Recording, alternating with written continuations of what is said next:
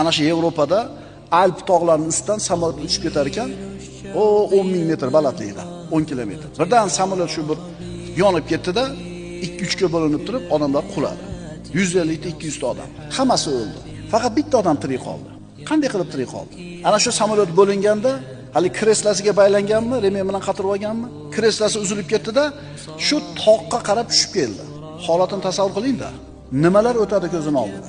Bir 2 minut tushar, 3 minut tushar, tezlik bilan tushadi-da. 5-6 metr qalin yog'ib qo'ygan qor ustiga tushdi hali kreslasi bilan. Haligi qor zarbani o'ziga oldida boyaga kreslaga baylangan odam tirik qoldi. Kim qo'lida ekan inson hayoti?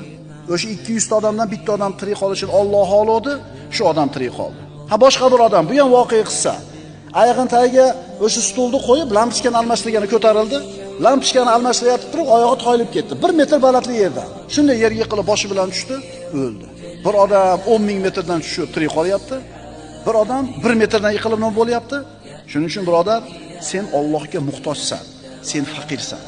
Qanchalar buni tushunsang va qanchalar qalbingga mustahkam joylasang, Allohga intilayotganingni ko'rasan, rohatdaligini topasan o'zing.